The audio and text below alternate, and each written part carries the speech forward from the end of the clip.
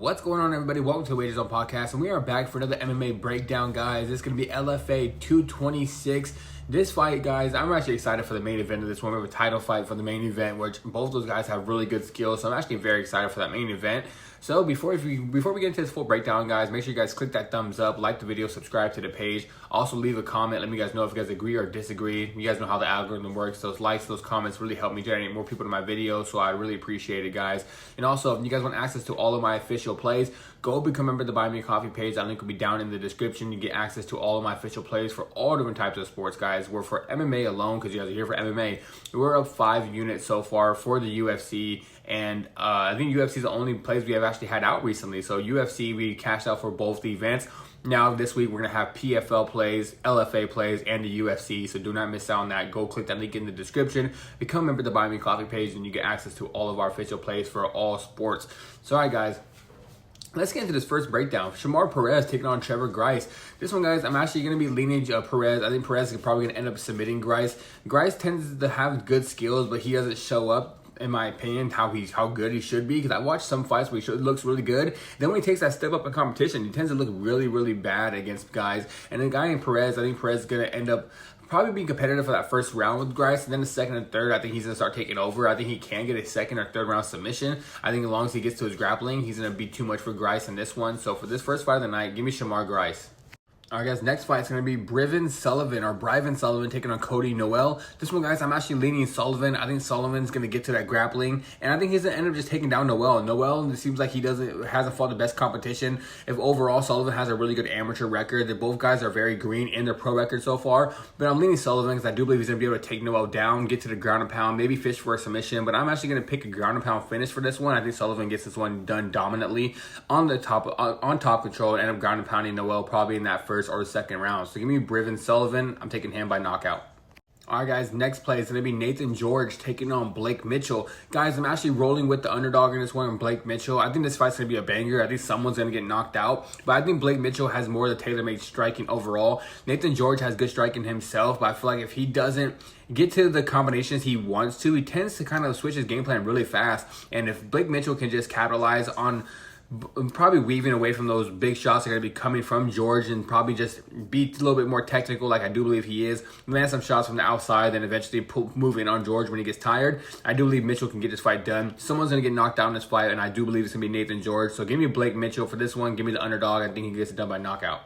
Next fight, guys, Alexander Schneck taking on Carter Beekman. This one, I'm actually going to be going with Carter Beekman. I don't have the odds on him. At least my bookie doesn't have the odds for him, but probably other ones do. I believe Beekman is a big favorite. I'm going to be taking him. I think Carter Beekman's overall the better striker. I think this fight's going to come down to Schneck and get the fight to the floor. And if he doesn't, I think Beekman's going to piece him up on the feet. Schneck has some decent striking himself, but overall, I think Carter Beekman is this young prospect we should keep our eyes on. Very good striking, good takedown defense, overall good cardio. So I do expect him to probably get this fight done. I'm going to say a second round knockout for Carter Beekman.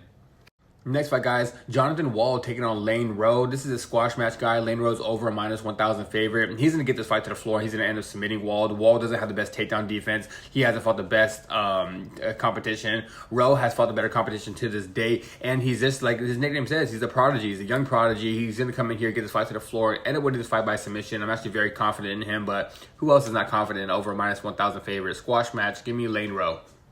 Another squash match, guy. This guy's a bigger favorite. Minus 2,800 favorites. Bryce Warner taking on Randy Rivera Santiago. This one, guys, I'm rocking with Warner. I think Warner's going to end up winning this fight however he wants. If he wants to take this fight to the floor, he can dominate Santiago on the floor. If he wants to keep this fight on the feet, he can land some hard shots on the feet. I'm personally going to pick this fight to him to win by knockout. Like I said, he can do it however he wants to. He's a giant favorite. This is a tailor-made matchup for him. So give me Bryce Warner.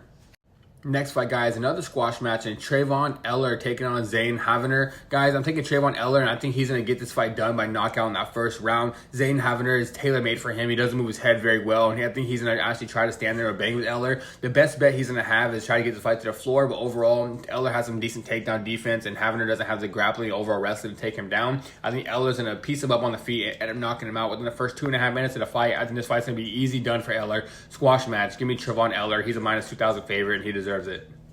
Next fight, guys, Ben Wonder taking on Charlie Cleveland. This is going to be a very competitive fight. I was going back and forth on this fight. This is probably a fight you should pass overall on just watching to see who wins. But if I had to make a pick, guys, I'm going to be taking Ben Wonder. I think Ben Wonder is going to end up landing some hard shots on Cleveland and end up putting him away. But I do believe someone's going to get finished in this fight. I think Charlie Cleveland, if he gets his fight to the floor, I think he's going to dominate Ben Wonder. But if he doesn't, I think Ben Wonder's going to take over with the striking.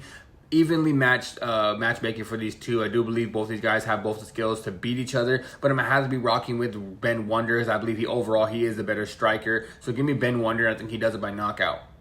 Next fight, guys, Mac Judo, Mackenzie Stiller making her return to the LFA ring, take on Kendra McIntyre. I think it's McIntyre. This one, guys, I'm rocking with Mackenzie Stiller. If you guys haven't yet, go check out the interview I did with her on her page. We did that a couple months ago after her last win. And I'm rocking with Mac Judo again. I think she's going to get this fight to the floor, use that judo to get the fight to the floor, use the wrestling, and then end up submitting McIntyre. I think Kendra has some decent striking. She does have some knockout power from what we've seen in the previous fights of her, but overall, I don't think she has a takedown defense, and I don't believe she has the grappling to keep up with Mackenzie Stiller. So I think Mackenzie Stiller is going to take her down to the floor, end up submitting her. I'm going to say second round submission for Mackenzie Stiller.